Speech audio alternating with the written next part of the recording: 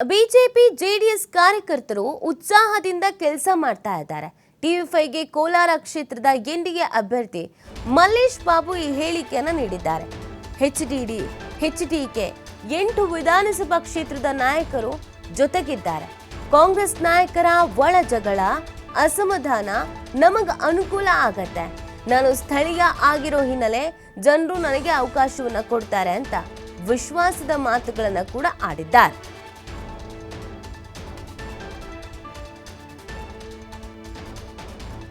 ಎಸ್ಸೇನೋ ನಮ್ಮ ಪ್ರತಿನಿಧಿ ಎಲ್ ಸ್ವಾಮಿ ಕೋಲಾರ ಕ್ಷೇತ್ರದ ಎನ್ಡಿಎ ಅಭ್ಯರ್ಥಿ ಮಲ್ಲೇಶ್ ಬಾಬು ಅವರನ್ನೇ ಮಾತನಾಡಿಸಿದ್ದಾರೆ. ಏನ್ ಹೇಳಿದ್ದಾರೆ ನೋಡೋಣ ಬನ್ನಿ. ಲೋಕಸಭಾ ಕ್ಷೇತ್ರದ ಜೆಡಿಎಸ್ ಅಭ್ಯರ್ಥಿ ಮಲ್ಲೇಶ್ ಬಾಬು ನಮ್ಮ ಜೊತೆ ಇದ್ದಾರೆ. ಸರ್, ಹೇಗೆ ನಡೀತಾ ಇದೆ ಸರ್ ಚುನಾವಣೆ ಸಿದ್ಧತೆ ಹೇಗೆ ನಡೀತಾ ಇದೆ? ಕೋಲಾರದಲ್ಲಿ ಜೆಡಿಎಸ್ ಅಭ್ಯರ್ಥಿಯಾಗಿ ಎನ್ಡಿಎ ಕೂಟದ ಮೈತ್ರಿಕೂಟದ ಅಭ್ಯರ್ಥಿಯಾಗಿ ಸ್ಪರ್ಧೆ ಮಾಡ್ತಾ ಇದ್ದಾರೆ. ಏನೋ ಒಂದು ಚುನಾವಣೆ ನಡೀತಾ ಇದೆ. ಜೆಡಿಎಸ್ ಮತ್ತು ಬಿಜೆಪಿ ಮೈತ್ರಿ ಪಕ್ಷಗಳು ಮಾಡ್ಕೊಂಡು ಎನ್ಡಿಎ ಅಭ್ಯರ್ಥಿ ಅಂತ ಏನು ಮಾಡಿದ್ದಾರೆ ಬಹಳ ಚುರುಕಾಗಿ ನಡೀತಾ ಇದೆ. ಏನು ನಾಳೆಯಿಂದ ನಾವು ಅಶೋಕ್ ಅವರು ಬರ್ತಾ ಇದ್ದಾರೆ. ಅಶೋಕ್ ಅವರು ಮಾಜಿ ಗೃಹ ಸಚಿವರು ಬಂದು ಬಂಗಾರಪೇಟೆ ವಿಧಾನಸಭಾ ಕ್ಷೇತ್ರದಲ್ಲಿ ಅವರು ನಮ್ಮ ಚುನಾವಣೆ ಪ್ರಚಾರದಲ್ಲಿ ತೊಡಗಿಸ್ಕೊಳ್ತಾ ಇದ್ದಾರೆ. ಪ್ರಚಾರ ಶುರುವಾಗಿದೆ. ಜನರ ಸ್ಪಂದನೆ ಹೇಗಿದೆ ಸರ್ ಈ ಬಾರಿ? ಭಾಳ ಚೆನ್ನಾಗಿದೆ. ಏನು ಕುಮಾರಸ್ವಾಮಿ ಅವರು ಮತ್ತು ದೇವೇಗೌಡರ ಅಪ್ಪಾಜಿ ಏನು ಕೆಲಸ ಮಾಡಿದಾರೋ ಅವರು ಮುಖ್ಯಮಂತ್ರಿಗಳಾದಾಗ ಮತ್ತು ದೊಡ್ಡವರು ಪ್ರಧಾನಮಂತ್ರಿಗಳಾದಾಗ ಅದ್ರ ಜೊತೆ ಏನು ಇವಾಗ ಮೋದಿ ಅವರು 10 ವರ್ಷದಿಂದ ಏನು ಕೆಲಸ ಮಾಡಿದಾರೋ ಒಂದು ಒಳ್ಳೆಯ ವಾತಾವರಣ ಸೃಷ್ಟಿಯಾಗಿದೆ. ಮತ್ತು ಏನು ಒಂದು ಅಭಿವೃದ್ಧಿ ಆಗಬೇಕು ನಮ್ಮ ದೇಶಕ್ಕೆ ಅಂತ ಮತ್ತೆ ಇನ್ನೊಂದು ಸತಿ ಅವರು ಮತ್ತೆ ಪ್ರಧಾನಮಂತ್ರಿಗಳಾಗಬೇಕು ಅಂತ ಜನರು ಉತ್ಸಾಹದಲ್ಲಿದ್ದಾರೆ. 26ನೇ ತಾರೀಕು ಯಾವಾಗ ಬರುತ್ತೆ, ಯಾವಾಗ ನಮ್ಮ ಓಟ್ ಹಾಕಬೇಕು ಅಂತ ಏನು ಒಂದು ಆಸೆ ಇಟ್ಕೊಂಡಿದ್ದಾರೋ ಅದು 26ನೇ ತಾರೀಕು ಭಾಳ ಚೆನ್ನಾಗಿ ನಮಗೆ ಪರಿವರ್ತನೆ ಆಗುತ್ತೆ ಅಂತ ಒಂದು ನಂಬಿಕೆ ಇದೆ. ಒಂದು ಕಡೆ ಕೋಲಾರ ಜೆಡಿಎಸ್ನ ಭದ್ರಕೋಟೆ, ಸಾಕಷ್ಟು ಶಕ್ತಿ ಪ್ರದರ್ಶನ ಆಗಿದೆ ಈಗಾಗಲೇ. ಈ ಬಾರಿ ಕೋಲಾರದಲ್ಲಿ ಬಿಜೆಪಿ ಹಾಗೂ ಜೆಡಿಎಸ್ ಕಾರ್ಯಕರ್ತರ ಒಗ್ಗಟ್ಟು ಪ್ರದರ್ಶನ ಹೇಗಿರುತ್ತೆ?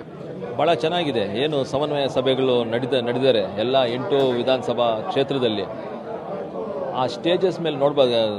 8 ಜನ ಬಿಜೆಪಿ MLA ಕ್ಯಾಂಡಿಡೇಟ್ಸು ಮತ್ತು JDS ಕ್ಯಾಂಡಿಡೇಟ್ಸು ಪ್ಲಸ್ MLCಗಳು ಮತ್ತು ಸಂಸದರು ಮುನ್ಸ್ವಾಮಿ ಅವರು ಏನು ಇವಾಗ ನಮಗೆ JDS ಪಕ್ಷಕ್ಕೆ ಸೀಟ್ ಕೊಟ್ಟಿದ್ದಾರೋ ಅವರು ನಮ್ಮ ಜೊತೆಯಲ್ಲಿದ್ದು ಪ್ರಚಾರಕ್ಕೆ ಮಾಡ್ತಾ ಇದ್ದಾರೆ. ಒಂದು ಒಳ್ಳೆಯ ವಾತಾವರಣ ಸೃಷ್ಟಿ ಆಗ್ತಾ ಇದೆ. ಕಾಂಗ್ರೆಸ್ ನಾಯಕರ ಒಳಜಗಳ NDA ಮೈತ್ರಿಕೂಟಕ್ಕೆ ಅನುಕೂಲ ಆಗುತ್ತಾ? ಹಾಗೆ ಆಗುತ್ತಲ್ಲ, ಇಟ್ ಈಸ್ ಕ್ವೈಟ್ ನ್ಯಾಚುರಲ್. ಎಲ್ಲೋ ಒಂದು ಅಸಮಾಧಾನ ಆಗಿದೆ ಕಾಂಗ್ರೆಸ್ ಪಕ್ಷದಲ್ಲಿ. ಎಲ್ಲೋ ಒಂದು ಕಡೆ ಅವರು ಬೇಸತ್ತೋಗಿದ್ದಾರೆ. ಅದ್ರ ಜೊತೆ ಏನು ಅದಕ್ಕಿಂತ ಲೀಡರ್ಸ್ಗಿಂತ ವೋಟರ್ಸ್ ಬೇಸತ್ತೋಗಿದ್ದಾರೆ. ಏನು ಹಿಂಗೆ ಕಿತ್ತಾಡ್ತಾ ಇದ್ದಾರಂತೆ. ನಾನು ಸ್ಥಳೀಯ, ನಾನು ಅಲ್ಲೇ ಇದ್ದೀನಿ. 2 ಸತಿ ಬಂಗಾರಪೇಟೆ ವಿಧಾನಸಭಾ ಕ್ಷೇತ್ರ ಚುನಾವಣೆ ನಡೆಸಿದ್ದೀನಿ. ನಮ್ಮ ಫ್ಯಾಮಿಲಿ ಬ್ಯಾಕ್ಗ್ರೌಂಡ್ ಜನಕ್ಕೆ ಗೊತ್ತು, ನನ್ನ ಹಿನ್ನೆಲೆ ಎಲ್ಲರಿಗೂ ಗೊತ್ತು. ಒಂದು ಅವಕಾಶ ಮಲ್ಲೇಶಕ್ಕೆ ಕೊಡಬೇಕು. ವಿದ್ಯಾವಂತ ಸ್ಥಳೀಯರು ನಮ್ಮ ಕಷ್ಟಗಳಿಗೆ ಸ್ಪಂದಿಸ್ತಾರೆ ಅಂತ ಒಂದು ನಂಬಿಕೆ ಇಟ್ಕೊಂಡಿದ್ದಾರೆ. ವಿಧಾನಸಭಾ ಚುನಾವಣೆಯಲ್ಲೂ ಸ್ಪರ್ಧೆ ಮಾಡಿದ್ರಿ. ಈಗ ಕೇಂದ್ರ ಸಂಸತ್ಗೆ ಹೋಗೋದಕ್ಕೆ ನೀವು ಈಗಾಗಲೇ ಸಿದ್ಧತೆ ಮಾಡ್ಕೊಂಡಿದ್ದೀರಾ. ಜನರ ನಿರೀಕ್ಷೆಗಳು ಏನಿದೆ ಸರ್? ಯಾವ ರೀತಿ ನಿರೀಕ್ಷೆ ಇನ್ನೂ ಬೇಕು ಅಭಿವೃದ್ಧಿಗಾಗಿ ಅಂತ ಹೇಳ್ತಾ ಇದ್ದಾರೆ ಸರ್? ಒಂದು ನಿರೀಕ್ಷೆ ಅಂದರೆ ಜನಕ್ಕೆ ಫಸ್ಟ್ ಮೇನ್ ಆಗಿ ನಾವು ಉದ್ಯೋಗ ಕೊಡಿಸ್ಬೇಕು. ಯುವಕರಿಗೆ ಉದ್ಯೋಗ ಇಲ್ಲದೆ ಅವ್ರನ್ನ ಮತ್ತೆ ಸೋಂಬೇರಿಗಳು ಮಾಡ್ತಾ ಇದ್ದಾರೆ ಕಾಂಗ್ರೆಸ್ ಪಕ್ಷ. 2,000 ರೂಪಾಯಿ ಕೊಟ್ಟು ITI ಡಿಪ್ಲೊಮಾ ಹೋಲ್ಡರ್ಸ್ಗೆ ಮತ್ತು ಡಿಗ್ರಿ ಹೋಲ್ಡರ್ಸ್ಗೆ ಅವರಿಗೆ ಈ ದುಡ್ಡು ಕೊಟ್ಟು ಮನೆಯಲ್ಲಿ ಸೋಂಬೇರಿತನ ಮಾಡಬಾರ್ದು. ಅವ್ರಿಗೆ ಏನು ಮಾಡಬೇಕಂದ್ರೆ ಕೆಲಸ ಕೊಡಬೇಕು. ಕೈ ತುಂಬ ಕೆಲಸ ಕೊಟ್ಟು ಅವ್ರಿಗೆ ಒಂದು ಅವ್ರ ಕಾಲ ಮೇಲೆ ಅವ್ರು ನಿಂತ್ಕೊಳ್ಳೋಕ್ಕೆ ಒಂದು ಜವಾಬ್ದಾರಿ ಕೊಡಬೇಕಾಗುತ್ತೆ. ಒಂದು ಅದು. ಎರಡನೇದು ಏನು ಇವಾಗ ನಮ್ಮದು ಕೋಲಾರ ಜಿಲ್ಲೆಯಲ್ಲಿ ಟೊಮ್ಯಾಟೊ ಮತ್ತು ಮ್ಯಾಂಗೋ ಏನು ಮಾವು ಏನು ಸ್ವಲ್ಪ ಪ್ರಪಂಚದಲ್ಲಿ ನಮ್ಮ ಫೇಮಸ್ ಆಗಿದೆ. ಅದನ್ನು ಒಂದು ದೊಡ್ಡದಾಗಿ ಇನ್ನೂ ಜನಕ್ಕೆ ಸೇರಿಸಬೇಕು ಅಂತ APMC ಮಾರ್ಕೆಟ್ ಏನಿವತ್ತು 40 ಎಕರೆ 45 ಎಕರೆಯಲ್ಲಿದೆ, ಅದು ಒಂದು ದೊಡ್ಡ ಕಷ್ಟ ಆಗ್ತಾ ಇದೆ. ಅದನ್ನು ಕೇಂದ್ರ ಸರ್ಕಾರಕ್ಕೆ ತೊಗೊಂಡೋಗಿ ಅಲ್ಲೊಂದು ಇನ್ನೂ ಒಂದು ದೊಡ್ಡ APMC ಮಾರ್ಕೆಟ್ ಮಾಡಿ ಅದನ್ನು ಇಡೀ ದೇಶಕ್ಕೆ ಸ್ವಲ್ಪ ಸಾಗಾಣಿಕೆ ಮಾಡಿ ಅದರಲ್ಲಿ ರೈತರಿಗೆ ಇನ್ನೂ ಒಂದು ಉಪಯೋಗ ಆಗಬೇಕು ಅಂತ ಅದೊಂದು ಎರಡನೇದು APMC ಮಾರ್ಕೆಟ್. ಮತ್ತು ಕೋಲಾರ ಜಿಲ್ಲೆ ಬಯಲು ಸೀಮೆ ಏನು ಕೃಷ್ಣಾ ನದಿ ಇವಾಗ ಆಂಧ್ರಲ್ಲಿ ಪಕ್ಕದಲ್ಲಿ ಇರೋ ವಿಕೋಟ ಮತ್ತು ಅಲ್ಲಿಗೆ ತಂದಿದ್ದಾರೆ.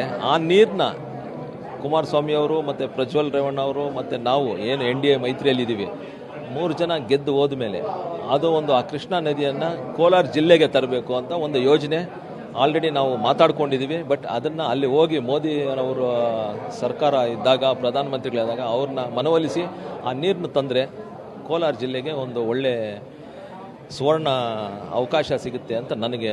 ಅದ್ರ ಜೊತೆ ಏನು ರೈತರಿಗೆ ಇವಾಗೇನು, ಯಾಕಂದರೆ ಎಲ್ಲ ಬೋರ್ವೆಲ್ಸ್ ಇದೆ, ಸುಮಾರು 1000 ಅಡಿ ಬೋರ್ವೆಲ್ಸ್ ಹಾಕಿಬಿಟ್ಟು ಇದು ಮಾಡ್ತಾರೆ. ಆ ನೀರು ಒಂದು ತಂದರೆ ಎಲ್ಲರೂ ಒಂದು ಚೆನ್ನಾಗಿ ಇದಾಗುತ್ತೆ ಅಂತ ನಮಗೊಂದು ನಂಬಿಕೆ ಇದೆ.